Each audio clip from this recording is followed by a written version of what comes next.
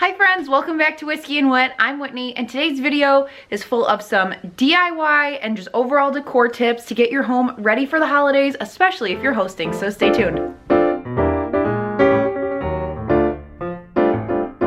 So today's video is inspired by this time of year when everybody's kind of scrambling, figuring out, especially if you don't go all out for holiday decor, how are you going to decorate your house, especially if you have people coming over for Christmas, New Year's, etc. So today we are going to be doing some DIYs, and some of these are super easy and it will really help elevate your space. So a lot of these items are going to be in my dining room because that's an area that I didn't fully have decorated for my home decor tour. It was decorated, but it wasn't to kind of party level, because if you recall, I did our photo booth in there. If you haven't seen my how to host a holiday party video, I will link it up above. That's got some more hosting tips, more so food and experiential type things. Today is going to be more decor. Before we get started, I wanted to send a huge thank you to burlapfabric.com. They sent me some of the supplies that I'm going to be using today in my DIY decor. So I mentioned them before in my gift video, but if you missed that video, they are an online store that sells burlap, but so much more. And so a lot of the items that I'm using are burlap, but then there are also items that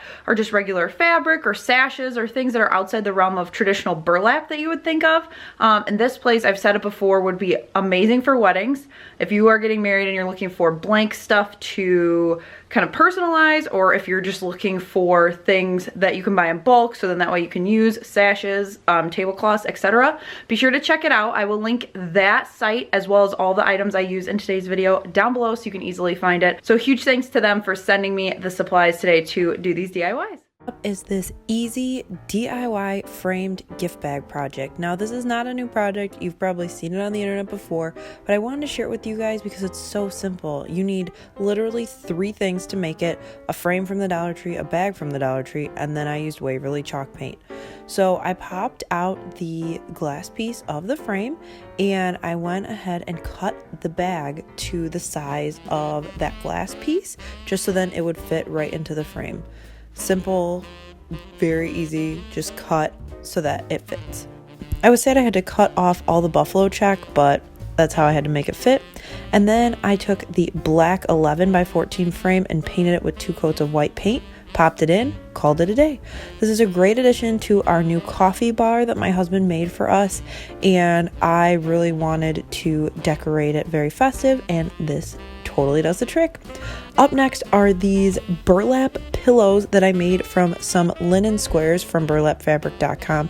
Now these things are 15.5-inch square pieces, and they've got frayed ends, which I think are very rustic looking. They're very farmhouse, and what I love about these is you can use them year around if you don't embellish them on the front. So I went through and made these just like I made all my other DIY pillows. This, I didn't want to have to flip it inside out because I wanted the fray to be on the outside. The next set of pillows will do the flip method, but once you go through and leave a little spot for you to be able to stuff it, I stuffed it, made sure that all of the corners were full. And these actually make decent sized pillows. I think I might use these on my couches once I pull my Christmas pillows, but they are super lightweight because the linen pieces are pretty thin, but they're not too thin that you're gonna burn your hands with the hot glue through there. So then I took this Dollar Tree Snowflake that I had another project in mind and didn't end up using it. And I just went ahead and hot glued a lot of the different spokes from the Snowflake down to the pillow. And then I realized that those little ends were going to be a little too long. So I just went around and kind of snipped the ends in a curved pattern. So then that way it fit the size of the pillow, and then I went around and made sure all the ends of the little pieces were glued down, so then that way they weren't going to fall off or be kind of flopping. And also, if you have this from the Dollar Tree, there's a glitter side and a non-glitter side. I made sure to use the non-glitter side. Next up, I used this beautiful red ticking stripe fabric that I also got from burlapfabric.com, and they have a lot of different options for fabric on their site. So I wanted to try out the ticking fabric because it's very Christmas traditional, but then also I wanted to be able to tell you guys what their fabric was like. This fabric is very heavy. It's really good quality. I would definitely recommend it. And I went through and did the pillow method, but instead of doing just around the outside, I did it and then I flipped it. So then that way you basically are faking seams so it looks like you sewed it, which for this particular fabric, I liked that better. For the size of this, I went for a more long lumbar pillow because I thought that would look really good with the square burlap pillows that I made. And same process as the other pillow. You're going to want to make sure that it's all in the corners so then it doesn't look like a frumpy pillow. And then I took my 2 extra chairs that I have in my dining room and made this kind of a little seating area. So with the 2 on the outside, those are the ones I'm going to be able to use year round. And then that Snowflake one will get me well into the winter past Christmas time, which I love being able to get more mileage out of DIYs than just one season.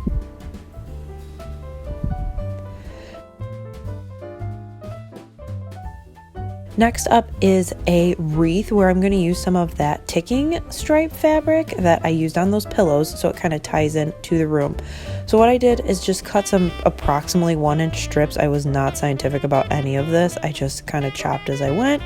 And then I took these strips and made about 5-inch strips, and then I just started tying. This process is tedious as all heck, but trust me, once you get done with it, it is a beautiful full farmhouse style wreath. So I tied 1 round on the innermost ring, and then I tied another round around the 2 center rings. I left the outside ring bare just because I liked how it looked and I didn't feel the need to do another layer, but you could also do stuff around that outside layer if you wanted to. But once it's done, like I said, it looks very rustic and farmhouse. And then I just hung it above my coffee bar with a command strip, and I'm excited because I think I can leave this up well into the winter. And also I think this would be adorable if you change up the bow for 4th of July. So again, more mileage out of your decor pieces. Now I added a burlap ribbon with just some wired ribbon I had on hand from Hobby Lobby, and I cut the ends and it turned out amazing.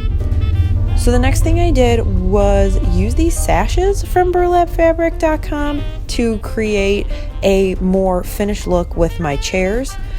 I wanted my chairs to look more festive, but not with those like Santa hat things that you get from the Dollar Tree. As cute as those are, I was looking for something a little different. So I went through and picked out these sashes, and I love them because typically they look like they would be for a wedding reception, which they would be great for that, but I loved that the frayed edges matched those pillow linen squares. So I cut some extra strips of the ticking fabric and just tied them in as I was tying bows, basically as extra tails, so then that way it's not overtly red and kind of pinstriped because of my buffalo check tablecloth, but it's just enough in there that it's popping through and matches the pillows and the wreath that's on the wall. And now over to our new coffee bar. I shared this on Instagram and so many of you had questions. So Alex built this from plans I found on Pinterest. If I can find the link, I will share it in the comments below. But this turned out so good. We're using it as a mixture of a wine bar and also a coffee bar. These trees actually are on sale right now at Target. I love how these projects turned out, and I also feel like now my dining room is a lot more festive for the holidays and beyond.